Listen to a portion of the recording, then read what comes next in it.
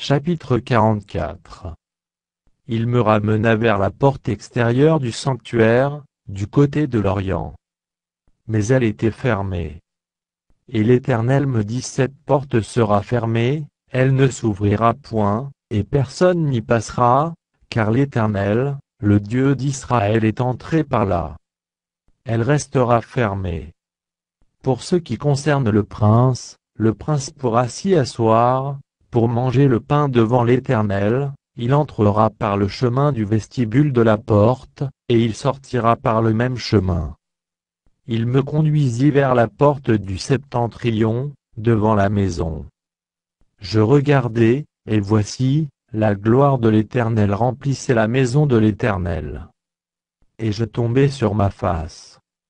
L'Éternel me dit: fils de l'homme, sois attentif, et regarde de tes yeux. Écoute de tes oreilles tout ce que je te dirai au sujet de toutes les ordonnances de la maison de l'Éternel et de toutes ses lois. Considère attentivement l'entrée de la maison, et toutes les issues du sanctuaire. Tu diras aux rebelles, à la maison d'Israël: ainsi parle le Seigneur, l'Éternel: assez de toutes vos abominations, maison d'Israël. Vous avez introduit dans mon sanctuaire des étrangers incirconcis de cœur et incirconcis de chair, pour profaner ma maison. Vous avez offert mon pain, la graisse et le sang à toutes vos abominations, vous avez rompu mon alliance. Vous n'avez pas fait le service de mon sanctuaire, mais vous les avez mis à votre place pour faire le service dans mon sanctuaire. Ainsi parle le Seigneur, l'Éternel: aucun étranger, incirconcis de cœur et incirconcis de chair, n'entrera dans mon sanctuaire, aucun des étrangers qui seront au milieu des enfants d'Israël. De plus, les Lévites qui se sont éloignés de moi, quand Israël s'égarait et se détournait de moi pour suivre ses idoles, porteront la peine de leur iniquité. Ils seront dans mon sanctuaire comme serviteurs, ils auront la garde des portes de la maison, et feront le service de la maison. Ils égorgeront pour le peuple les victimes destinées aux holocaustes et aux autres sacrifices, et ils se tiendront devant lui pour être à son service. Parce qu'ils l'ont servi devant ses idoles, et qu'ils ont fait tomber dans le péché la maison d'Israël, je lève ma main sur eux, dit le Seigneur, l'Éternel, pour qu'ils portent la peine de leur iniquité.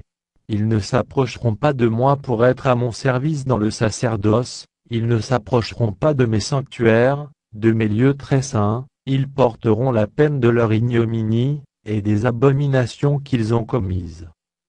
Je leur donnerai la garde de la maison, et ils en feront tout le service et tout ce qui doit s'y faire.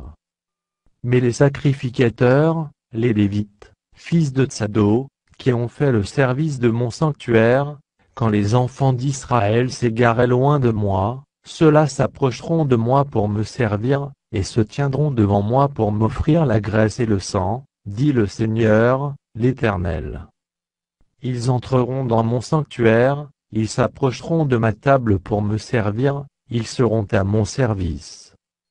Lorsqu'ils franchiront les portes du parvis intérieur, ils revêtiront des habits de lin, ils n'auront sur eux rien qui soit en laine, quand ils feront le service aux portes du parvis intérieur et dans la maison. Ils auront des tiares de lin sur la tête, et des caleçons de lin sur leurs reins.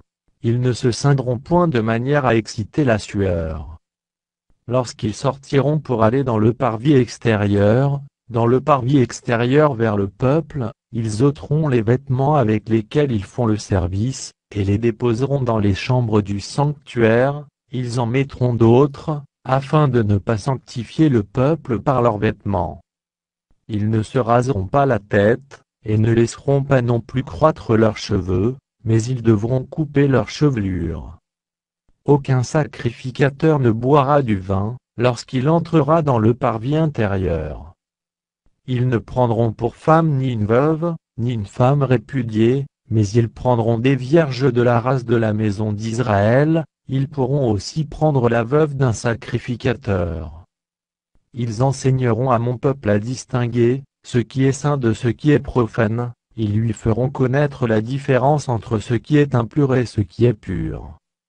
Ils seront juges dans les contestations, et ils jugeront d'après mes lois. Ils observeront aussi mes lois et mes ordonnances dans toutes mes fêtes, et ils sanctifieront mes sabbats.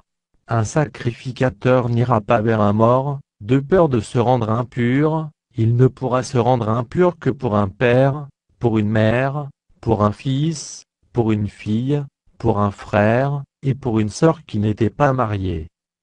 Après sa purification, on lui comptera 7 jours. Le jour où il entrera dans le sanctuaire, dans le parvis intérieur, pour faire le service dans le sanctuaire, il offrira son sacrifice d'expiation, dit le Seigneur, l'Éternel. Voici l'héritage qu'ils auront, c'est moi qui serai leur héritage. Vous ne leur donnerez point de possession en Israël, je serai leur possession. Ils se nourriront des offrandes, des sacrifices d'expiation et de culpabilité, et tout ce qui sera dévoué par interdit en Israël sera pour eux.